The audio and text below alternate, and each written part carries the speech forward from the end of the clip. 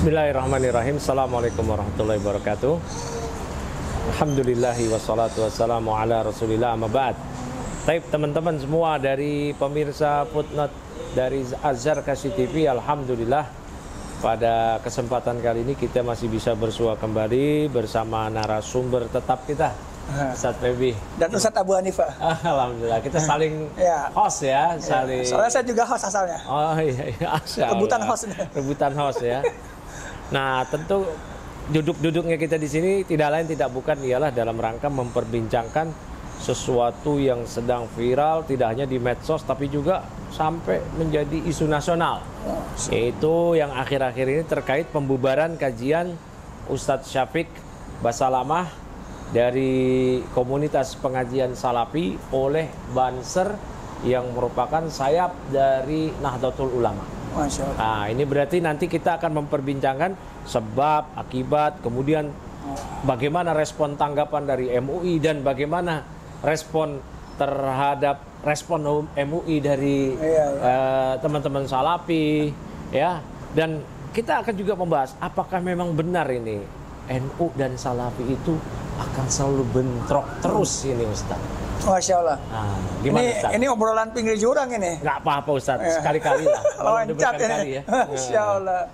Baik, kita bahas berarti tragedi, Ustaz ya. Tragedinya dulu. Nah, kalau tragedi maka saya berharap nih pembahasannya tidak menggunakan metode perempuan dan tidak menggunakan metode bocah cilik. Bocah cilik. Gimana itu? Coba jelasin dong.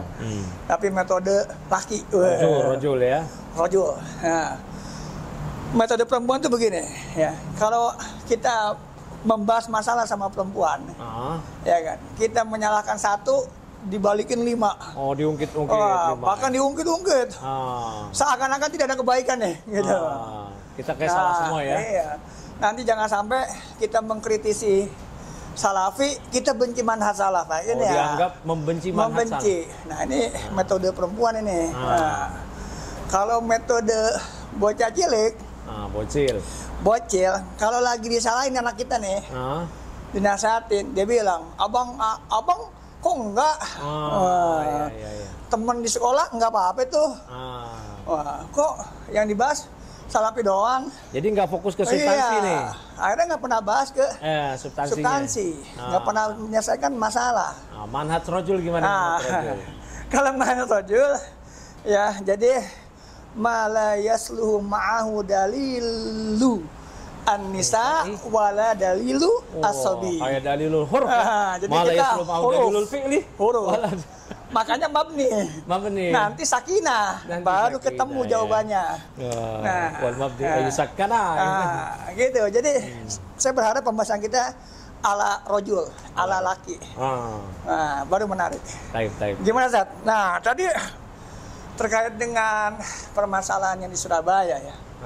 Ini kan tragedi nih. Tragedi ya. Harusnya kita kembali kepada sumber yang valid. Jadi kita bahas dulu kronologisnya. Oh, berarti dalam hal terkait hal ini berita-berita yang terpercaya, berarti di sini ada aparat keamanan. Yang mereka memberikan legalitas kajian lah ya. Contoh gini dah, misalnya saya bacakan nih sumber yang kita ambil dari dua sisi lah. Kita ambil misalnya ini saya bacakan dari jatimnu.or.id.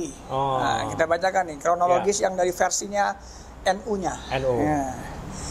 Kalau beliau mengatakan ya di sini bahwasannya telah terjadi kesepakatan, Ustadz. Kesepakatan antara panitia dengan Banser. Yang mana Banser telah mengirimkan surat terlebih dahulu. Nah, ya, misalnya dia bilang begini. Kami tetap memakai adab musyawarah dan tabayun. Nah, dengan pihak panitia dan yayasan penyelenggara acara tersebut, ungkapnya. Sehingga akhirnya pada hari Kamis, nah ini menarik nih, tanggal 22 Februari 2024 pagi, PAC GPN Ansor Gunung Anyar dengan difasilitasi Polsek, berarti ada keamanan dari pihak berwajib, ada dari ulil amrnya, kemudian dari GP Ansor, kemudian juga ada dari camat. dan panitia. Jadi musyawarah ini dihadiri oleh tadi camat, polsek, koramil bahkan, takmir, masjid, yayasan, GP Ansor, yang katanya di sini apa keputusannya adalah disepakati untuk meniadakan. Berarti kajiannya ditunda atau ditiadakan dulu ditiadakan, ya, tapi dengan catatan ya ada musyawarah dulu dan sepakat. Oh, berarti bukan mutlak ditiadakan ya? Iya, jadi bukan yang dibayangkan adalah lagi kajian dibubarin. Gitu. Tapi memang ini harusnya ditiadakan. Makanya ini penting bagi panitia ya, supaya memahami maslahat dan mafsadat ketika membuat sebuah acara. Ini sisi lain ya. Istilah banser itu mereka ada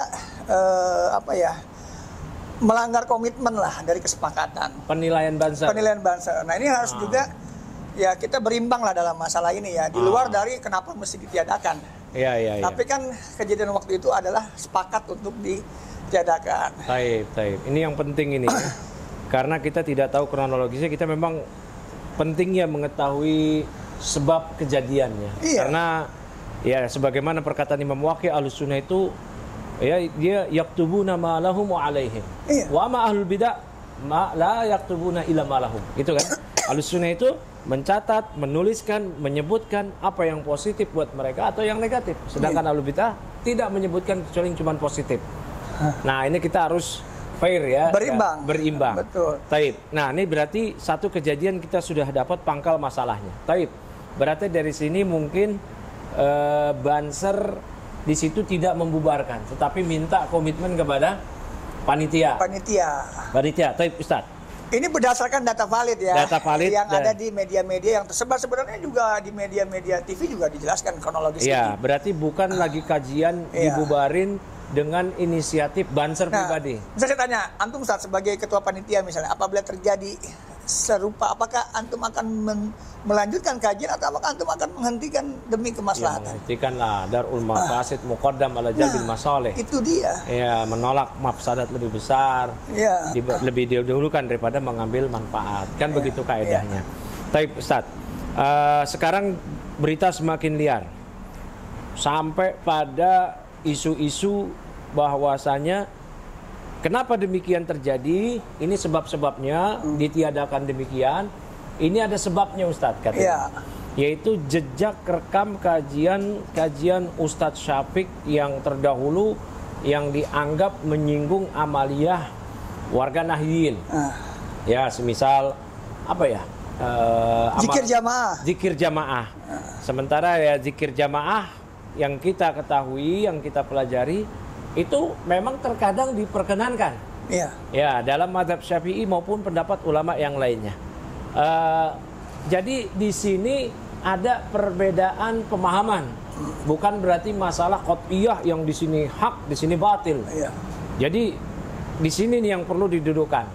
Nah, muncullah reaksi dari teman-teman salafi yang kita baca di media, bahwasanya media sosial maksud saya, bahwasanya kalau Ustadz Syafiq nggak boleh menyampaikan itu, ya berarti Nabi nggak boleh dong, atau dakwah nggak boleh dong menyampaikan nahi mungkar begitu.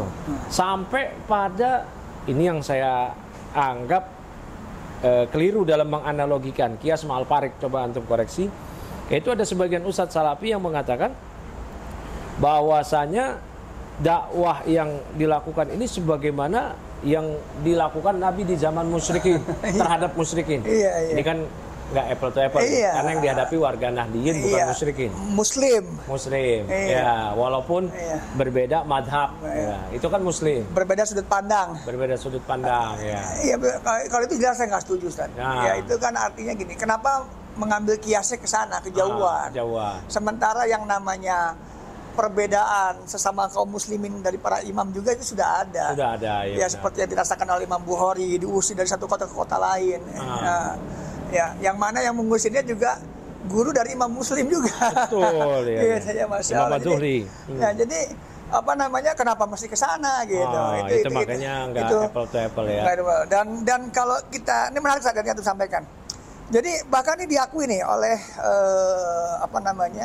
GP Ansor, itu karena Ustadz Syafiq Riza Basalama dalam ceramah-ceramahnya banyak sekali menyerang amaliyah NU. Misal zikir yang disebut dengan nyanyi rame-rame. Oh. Ya, ujarnya dalam keterangan tertulis diterima NU Online Jatim. Nah, memang itu video lama. Ya, video lama mungkin 10 tahun yang lalu mungkin ya kalau kita cek di YouTube ya. Mungkin sekarang Ustadz Syafiq udah berubah. Perubahan, ya? Betul. Jadi kejadian 10 tahun lalu itu kan namanya jejak digital. Nah, yang mungkin belum, walau alam saya nggak tahu apakah pernah diklarifikasi oleh beliau, tapi menjadi unek-unek bagi teman-teman NU ya. Mungkin perlu diklarifikasi ya. Nah, kalau kita lebih dalam lagi mencari akar masalah, sebenarnya kan tidak hanya pesan di Ustadz Syafiqnya, tapi komunitasnya. Komunitas. Ya, seringlah kita dengar di media yang menjadi masalah adalah Salafi Wahabinya.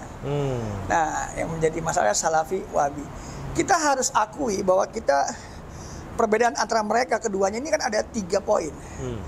Dari sisi akidah, ya antara akidahnya ya Wahabi dengan akidahnya Asy'ariyah atau Asy'ari.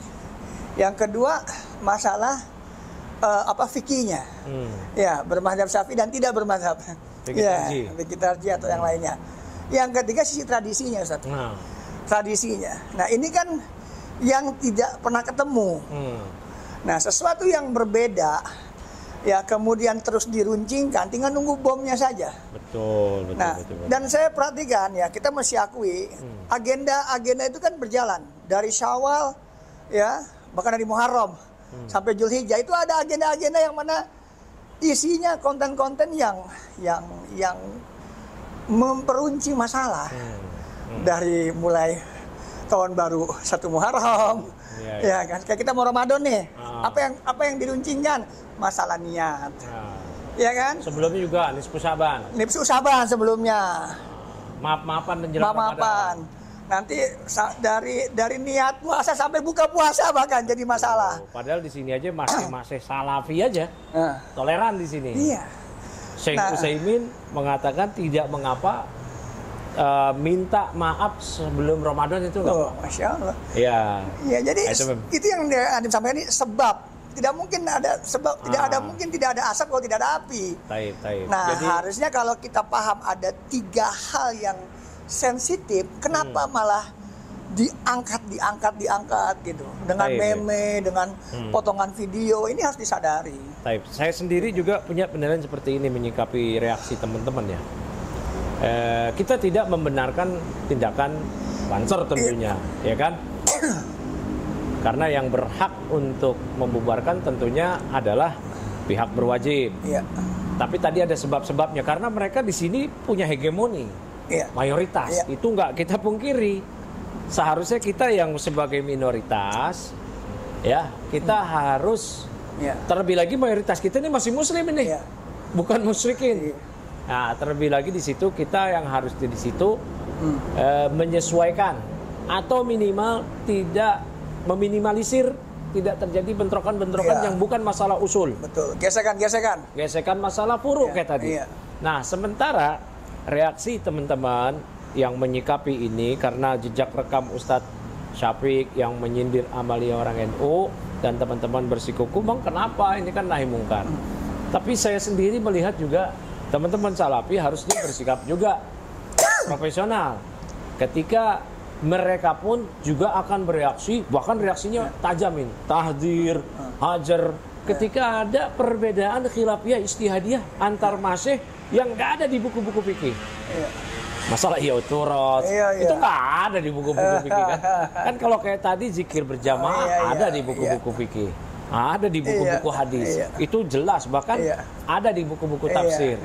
Itu, nah kayak gini nih teman-teman Salafi kan juga tajam terhadap sesama mereka sendiri. Betul. Bahkan sekomunitas kita kan tahu ya. Salafi itu terbagi-bagi, ada yang ya kita nggak perlu sebutin lah ya. Bahkan yang satu komunitas saja itu bisa berbeda pendapat terkait hukum ikut berpartisipasi taswid, memberikan suara dalam pemilu. Itu pun ketika diselisihi berbeda. Ketika kita menyampaikan yang berbeda kena reaksi, ada konsekuensi, tahdzir, hajar. pemboikotan, dan itu terjadi. Ya, betul. Jadi berarti kita juga profesional dalam bersikap, adil dalam bersikap ketika pihak lain seperti itu, ya karena kita juga biasa seperti itu dalam hal-hal yang tidak ada sudut pandang dari buku-buku fikih terdahulu bahkan. Artinya masalah-masalah jadi bahan ribut. Iya, masalah-masalah yang kontemporer yang sebenarnya masih bisa untuk duduk bermusyawarah begitu, Ustaz. Tadi Masya Allah, Ustaz, poin yang Anda ambil dari antum tadi menarik, Masya Allah ya, tentang masalah mayoritas. Betul. Ya, tentu yang diharapkan adalah poinnya kan toleransi. Nah, toleransi ini juga harus dicermati dengan baik oleh teman-teman Salafi. Ya, dalam kondisi sebagai minoritas. Mayoritas harus kita akui itu. Ya, NU sebagai mayoritas di Indonesia dengan jumlah yang diakui sampai 100 juta anggota. Betul, nggak kita pungkiri. Ya. Banser mengakui ada 5 juta anggota. Saya nggak tahu Salafi karena nggak ada kartu anggotanya. Gimana sensusnya nggak tahu berapa jumlahnya ya. Nah, tapi kalau kita lihat dari misalnya subscriber NU, subscribernya Salafi juga, saya nggak lihat kalau ada yang di atas 5 juta atau 10 juta ya. Nah, maka begini, toleransi yang diberikan oleh mereka itu Masya Allah sebenarnya. Iya, betul. Ya, kalau kita bicara dari Sabang sampai Merauke, satu kasus di Surabaya itu kan satu titik. Ya, 33 kota yang lain aman kok. Betul. Sekolah-sekolah yang sekarang berjalan tidak ditutup. Di tengah minoritasnya kita. Di tengah minoritas kita. Nah, jadi pahami toleransi juga jangan berlebih. Yang kalau Salafi, kalau mayoritas, nggak mungkin bisa seperti itu. Iya, contoh di Arab Saudi. Di Arab Saudi. Nah, ketika Salafi Wahabi berada di Arab Saudi, apakah ada sekolah sufi yang berdiri? Atau kajian sufi yang berdiri? Nggak ada. Atau sekolah Ikhwanul Muslimin yang berdiri? Ikhwanul Muslimin yang lebih dekat ke Salafi lah. Toleransinya kan juga kalau mau diadu, justru kita beruntung tinggal di negeri ini, di mana sekolah berjalan, kajian-kajian antum juga masih misi kajian kan Ustaz? Di tengah minoritasnya di tengah minoritas. Khutbah Jumat masih berjalan. Itu saya minoritas, mereka mayoritas. Artinya mau toleransi apa lagi yang dituntut? Betul, makanya tadi saya bertanya, kalau kondisi ini dibalik, andai teman-teman Salafi yang jadi mayoritas, nggak usah terhadap orang NU. Sesama praksi aja, kita bongkar sekarang lah. Yang pengajian RII, yang Roja, yang Syekh Yahya Lajuri. Oh itu saling nggak bisa kasih toleransi. Betul, jadi saya kadang-kadang jangan mengajarkan sebuah organisasi yang sudah tua berdiri diajarin toleransi, bukan. Tapi coba kita yang introspeksi diri. Betul. Satu, ada satu lagi sebenarnya rumus yang kedua, tahu diri. Tahu diri. Nah ini yang memang berat. Tahu diri berada di komunitas yang kecil, di antara komunitas yang besar itu pun sebenarnya muslimin. Iya. Muslimin. Nah, kita bukan di tengah musyrikin. Betul, Ustaz. Muslimin. Iya, ini yang kadang lupa. Itu. Kemudian masalah bid'ah. Yang mengajarkan tentang bahaya bid'ah itu bukan hanya Salafi. Dari zaman dulu ada Al-Irsyad Al-Islamiyah, ada Muhammadiyah, ada Persis. Tapi alhamdulillah kita nggak lihat mereka dijegal. Betul, apakah mereka berhenti mengajarkan bid'ah? Tidak, mereka tidak berhenti mengajarkan tentang bahaya bid'ah. Betul. Tapi kok aman-aman saja.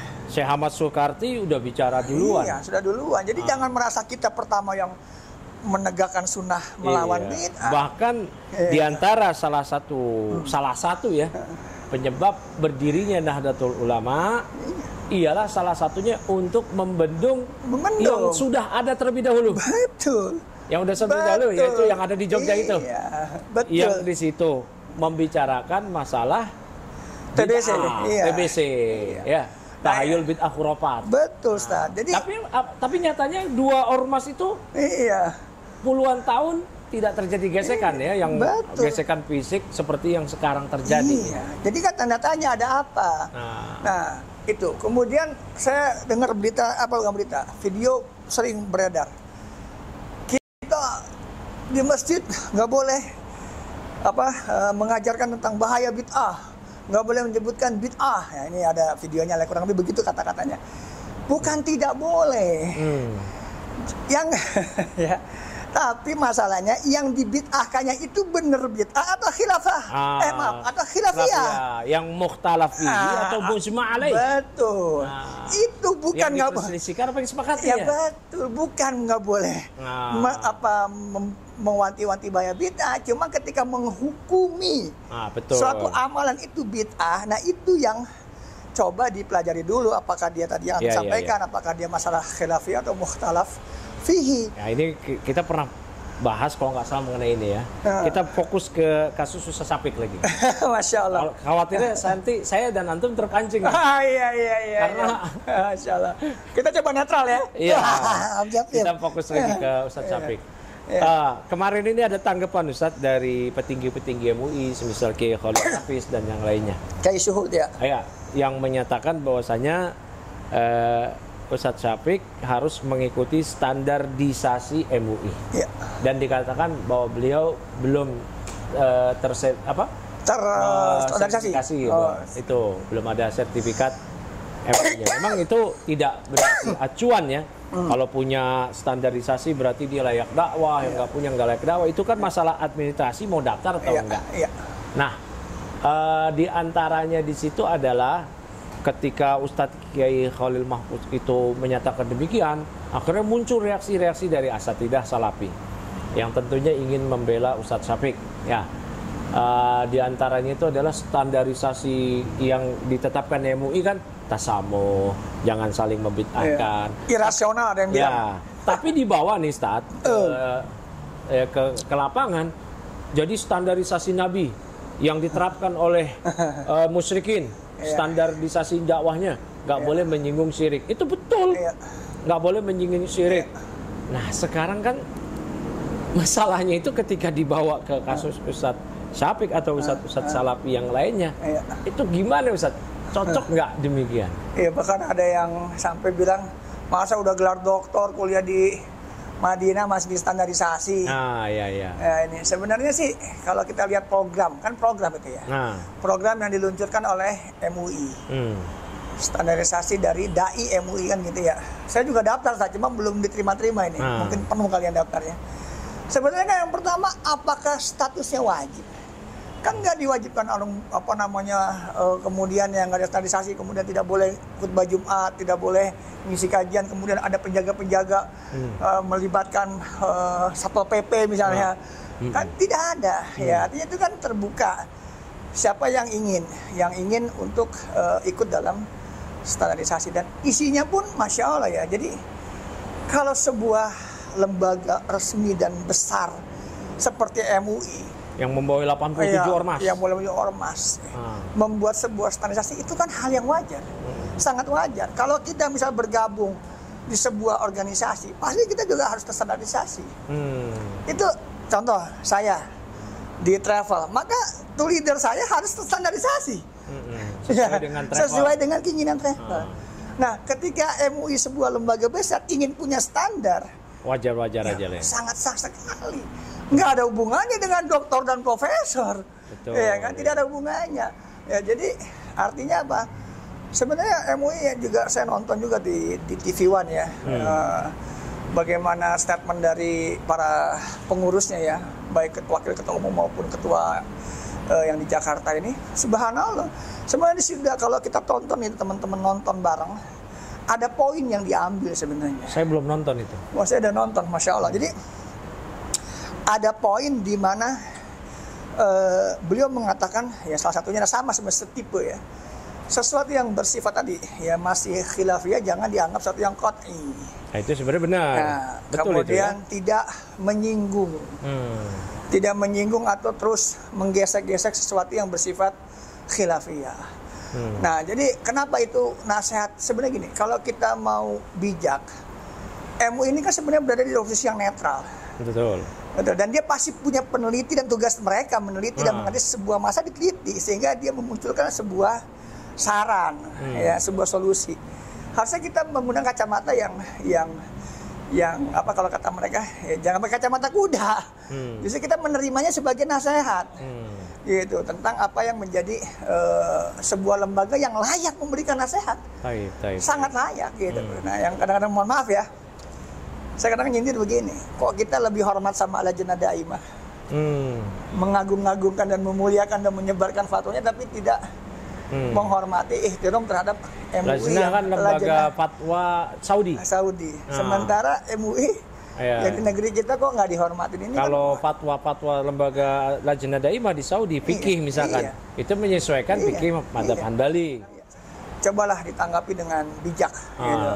Terlebih lagi ya, apa yang maksud dari MUI, tasamu, toleran dalam hal-hal yang di situ furu, bukan usul. Betul. Kalau masalah usul ya nggak ada di situ, nggak ada rahmat di situ, nggak ada perselisihan dianggap rahmat. Yang di sini mungkin teman-teman yang haruslah berpikir ulang lagi, bahwasanya jangan terburu-buru menghakimi MUI, apalagi sampai menghujat ya.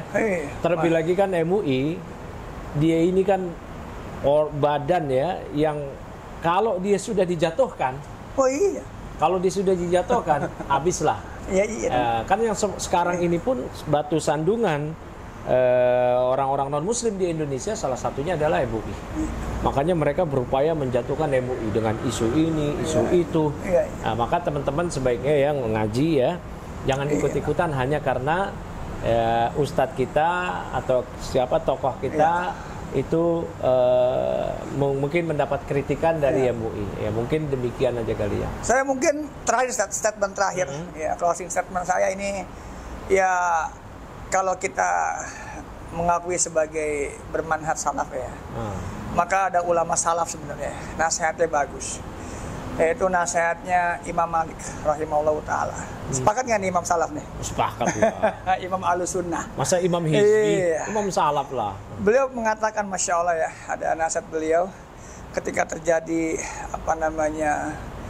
dia menasihati seorang pemuda yang dari Kufah itu. Iya, yang mana ketika beliau ceramah Imam Malik menggunakan pendapat Zaid bin Sabit, tapi beliau menggunakan pendapat sahabat yang lain. Nah, ada nasihat yang bagus, beliau mengatakan begini, Inna aliyan wa Abdullahi la yungkaru fadluhuma. Ya, kata Imam Malik, sesungguhnya Ali kemudian Abdullah tidak diingkari keutamaan keduanya. Ya, ini kalau kita pelajari, kita tidak mengingkari pendapat ulama-ulamanya salafi seperti Muhammad bin Abdul Wahab atau Syekh bin Bas atau Syekh Utsaimin, tidak mengingkari. Wa ahlu baladina ala qauli Zaid ibni Sabit. Sementara di negara kami atau di negeri kami adalah mengikuti pendapatnya Zaid bin Sabit. Nah, sementara di sini di Indonesia menggunakan pendapatnya Imam Syafi'i. Betul. Madzhab Syafi'i, ulama Syafi'i. Di Indonesia ada At-Turmusi. Betul. Ya, ada An-Nawawi Al-Bantani. Banyak sekali. Ya, banyak ulama-ulama. Ya. Wa idza kunta baina qaumin, maka jika engkau di antara suatu kaum, fala tabda'hum bima la ya'rifun. Maka jika engkau di suatu kaum, maka janganlah engkau memulai sesuatu yang mereka tidak ketahui. Ya, kita bawa fatwa dari Arab Saudi ke Indonesia. Yang mana Indonesia ternyata yang dipahami oleh masyarakat kita tidak sama. Betul. Nah, maka apa kata Imam Malik? Ya, fayabda'uka minhum ma takrahu. Maka ya, mereka akan memulai sesuatu padamu, sesuatu yang tidak kamu sukai. Masya Allah. Ya, seperti pembubaran kan nggak kita sukai. Betul. Nah, coba kita introspeksi, jangan-jangan ada sesuatu yang kita sampaikan, sesuatu yang la ya'rifun, yang mereka tidak mengenal, tidak familiar, gitu. Banyak tuh. Kecuali yang disampaikan adalah perkara prinsipil, usul.